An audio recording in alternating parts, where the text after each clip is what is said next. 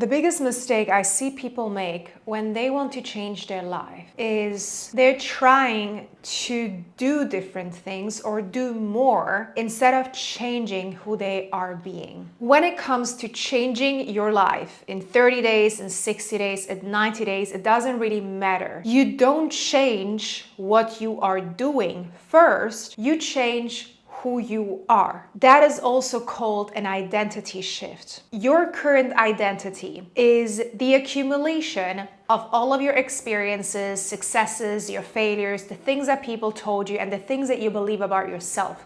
This is the current identity that you hold. And your current identity can be of someone who right now is not where they want to be in life. So I will give you the example of health. When I worked with clients who want to lose weight, their identity when they came and worked with me was, I am lazy, I am demotivated, I don't like to work out, healthy eating is hard. This is what they have believed and this is who they were. And so based on that identity, the things that they were doing were matching what they were thinking inside and what they were believing about themselves. And so when they came and worked with me, we had to look at the beliefs that they were holding about themselves and the identity that they had about health and what they wanted to change. So instead of me putting them on a workout plan only, we also looked at how can you change your identity as now being a healthy and fit person. So when you change your identity into being a healthy and fit person, the things that you will do that will help with that identity are going to happen automatically. But if you are trying to work out while still believing that working out is hard and you don't like it and you hate it and you're demotivated, working out will be hard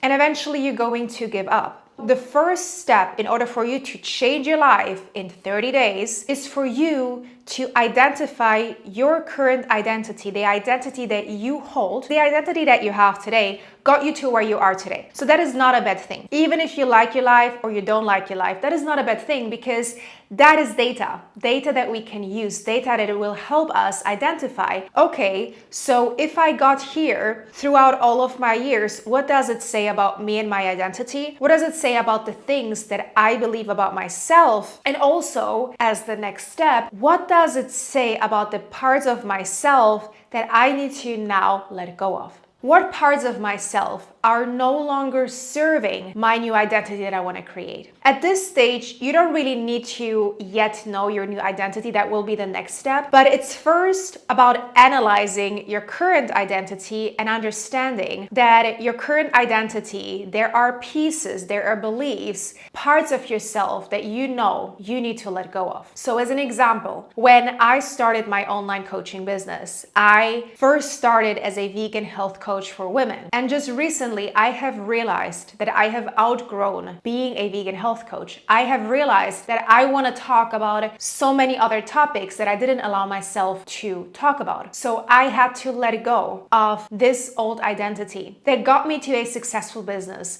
And it's been great. And I'm very grateful that I got there. But I've also realized that there are parts now that I need to let go of the old identity. That identity that got me to where I am. And that's amazing. But in order for me to get to my next stage in life, in order for me to grow, to be better, to become better, I need to let go of those parts that are no longer serving me. And that process, I really don't think enough people talk about how this process sometimes can be very painful because you are shedding parts of yourself that have made you believe that this is who you are. And now as you're shifting, as you're changing, you're also realizing this is no longer who I am. But sometimes we hold on to it so much. This is what happened to me. I knew for a longer time I wanted to change things. I didn't because I was holding on to my old identity so much. And I didn't realize that I was the only reason standing in my way of doing the thing that I truly wanted to do. Ask yourself right now, what is the thing that you truly want to do? Where do you see yourself going? And that would be the third step.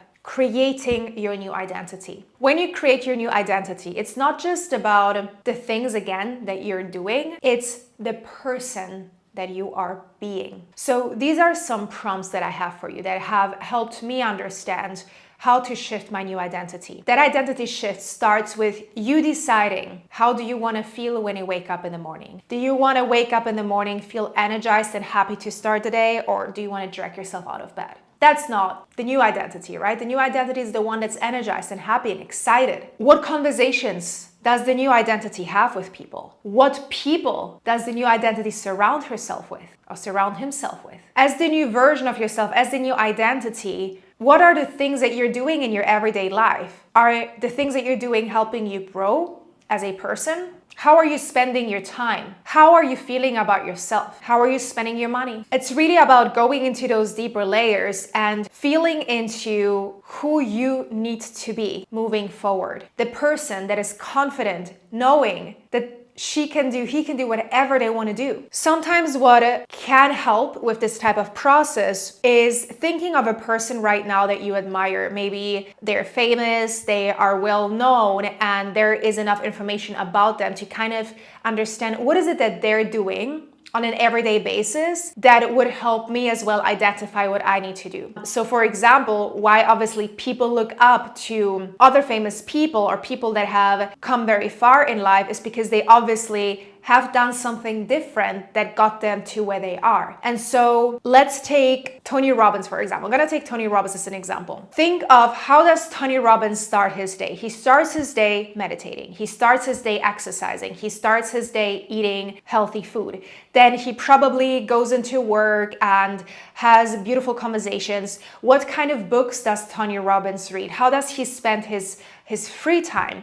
What are his relationships like? Think of all of those details that might also help you understand a little bit more which direction your new identity wants to go. Now, if you're still having a hard time with creating your new identity, ask yourself, what is it that you want in life? Do you want a successful business? Do you want a loving relationship? Do you want all of the things? And then ask yourself, who do I need to be to have that? So you can also reverse that and ask yourself, who do I need to be to have the successful business? Who do I need to be to have the beautiful, loving relationships? Do I need to learn how to communicate right? Am I a good communicator if I want to have a loving relationship? Am I selfless? Am I making sure that the person in my life is well taken care of? Am I prioritizing the relationship? If it's a successful business, it's asking yourself, am I willing to innovate? Am I willing to take steps that no one else is taking? Am I willing to dream big? Am I willing to take risks? And so from that new identity, asking yourself, okay, if I want to be the successful business owner,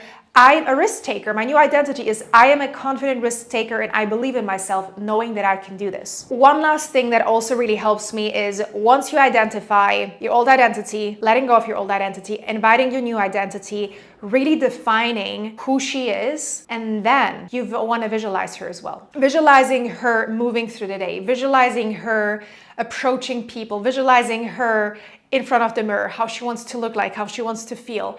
All of those small details will create the bigger picture, and eventually you will start embodying this person and you will start taking action from this person. And this is honestly the best and most effective way to change your life. Don't start with the action. Don't start with doing more. Start with who you want to be. And then you will see how things will start to fall into place. Because once you are aligned with that new identity, with that new energy, things in your life will start to fall into place. You will start to see things differently. You will start to take on different opportunities. You will start to do the things that will get you closer and closer to creating the life of your dreams. I hope that you liked this video. If you did, please give it a thumbs up, subscribe to this channel, comment down below what was your biggest takeaway from this, and I'm very excited to see you in the next one. Bye.